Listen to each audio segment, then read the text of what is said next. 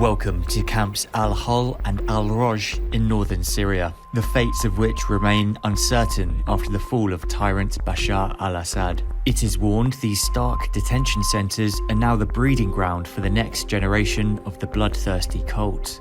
Senior camp official Rashid Omer said, "They are saying it was ISIS who liberated Damascus, and soon they will be coming here. And then they want to spread to Europe, to Africa, and then to everywhere."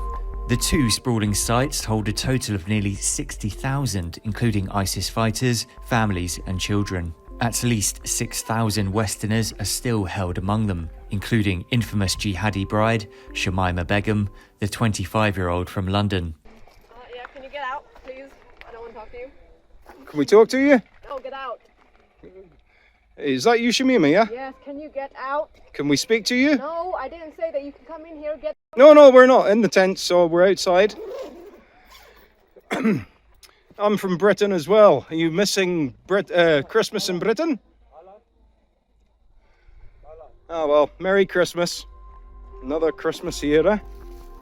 Extremism is warned to once again be fermenting again, including the return of disturbing practices such as child marriages. There is a generation being raised who have known nothing beyond the twisted rule and warped education of ISIS. Exclusive video shows the camps beneath the clear and cold Syrian skies in late December. Walking through, you see ramshackle tents, market stalls selling fruit and veg, and most women and girls wearing full body veils. Villages of makeshift tents are divided up with metal fences, porter-cabin style guard posts, and bare concrete facilities. Documentarian and ex-soldier Alan Duncan shared footage inside these two camps with the son as he visited over Christmas. So, that's the annex, that's where the Westerners are held. The place has changed a bit. Definitely more security.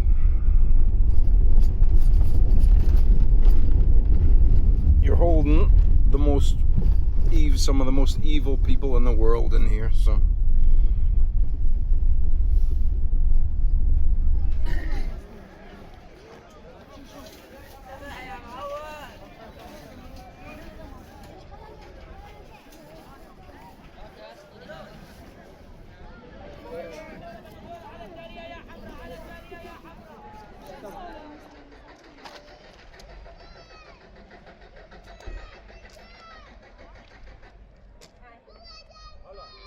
One, 2, 3 is Iraq, ISIS. 4 and 5 is Syrian, and this is the most extreme section here. This here is the western section, holding 6,500. There used to be a market here, but they closed the market because when Assad fell, the Westerners attacked it, and they're in there saying, "We don't need markets, we don't need this, because Joanni is going to be freeing us." Administrators warn radicalisation is running rife, with much of it now being driven by ISIS brides and mothers held in the camp. It is feared they are raising a new wave of caliphate cubs. Over the years, I've been into these camps and prisons countless times, and I can safely say I've never seen it as bad as it is in the camps at the minute. Have absolutely no doubt, these ISIS cubs of the caliphate, they would behead, murder, and rape, kidnap you, me, your family, tomorrow. They wouldn't bat an eyelid. These kids are held with the mothers, not the fathers, not with males. So this is where you're seeing the radicalization coming in. Armed guards are at the two sites, with US-backed Kurds who were key in defeating the terrorists now acting as their de facto jailers. But with increasing pressure after the fall of Assad and attacks from Turkey, they now are nearly running on a skeleton crew. Guards, for example, can now no longer patrol inside al-Hol as the Kurds simply do not have enough bodies. Can I ask the children here, are they ISIS or do they want just normal life? What do they want? Just we want to go back to Iraq. This is civilian people. And you, why are you here?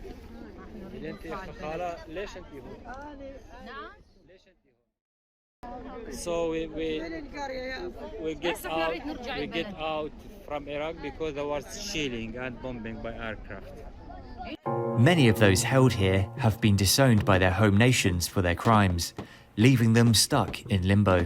The Kurds are trying their best to keep order in the camps, but they face a losing battle as fears loom that jihadis hiding in the desert could launch a jailbreak.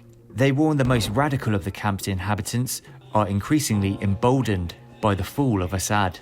Many now believe it is only a matter of time before either a resurgent ISIS or the rebels could come to liberate them.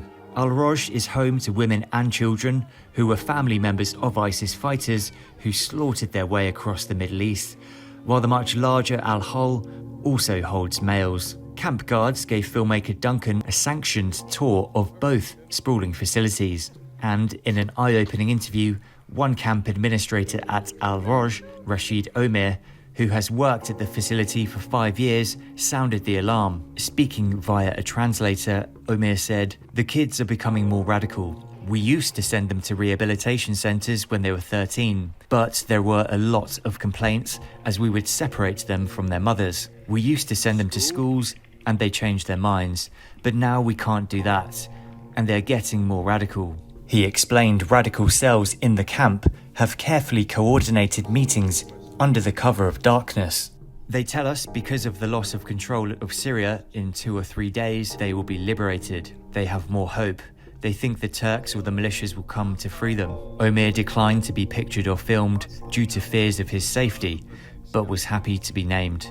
Yeah, we come to safe area.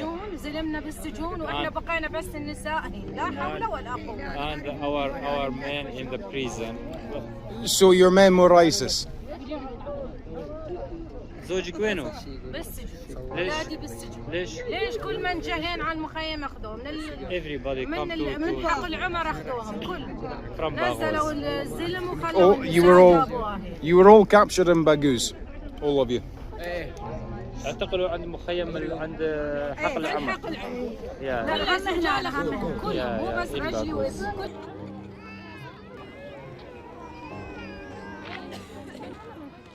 The camp admin warned many are now convinced they are on the cusp of liberation after the fall of Assad. He said many ISIS families who claim to have been rehabilitated are now falling back onto their roots as they now have hope. Omer said many had made efforts to appear de-radicalized, but this was likely a ruse to try and get themselves freed. They may have changed their clothes and said they changed their minds as they wanted to go back to their homes. But after the uprising, they have now got more hope. And they are still radical. They are organising, and they claim they are still in contact with ISIS. He also warned Westerners, in particular Brits and French fighters, are seen as the planners of the ISIS cells within the camps. They are more dangerous. They plan, they take action, they are more clever, he told The Sun. Many others just want to use their muscle to fight, to kill. But the Westerners are quiet. They plan, he added. We notice everything in the camp and we see the locals. Those from the Middle East do what the Westerners are planning. Omer said teenage boys are also now being married off to the older women in al-Hol. In a lot of cases, they marry and then they have kids. We can't face this problem alone. We can't rehabilitate these kids as they work against us. And if someone is radicalized, we also can't send them to the prisons as everyone in there is already radicalized.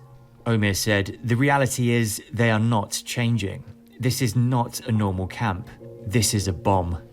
He said the world has a duty to help deal with the deteriorating situation in the camps. He warned both Turkey, the HTS and the SNA all seek to take control of the camps. He fears this would mean the release of all detainees, even the most extreme and bloodthirsty ISIS fighters. The most famous of these is jihadi bride Shamima Begum, the now 25-year-old from London who joined ISIS as a teen.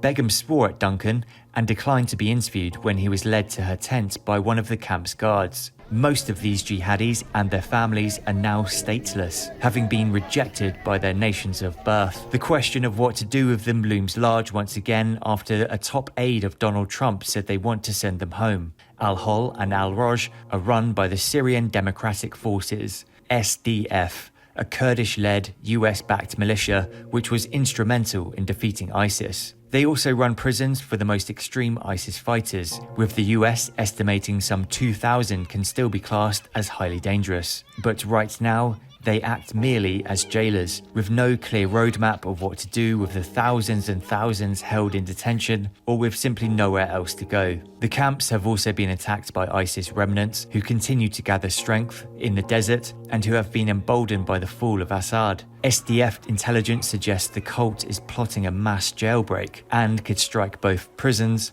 and the camps.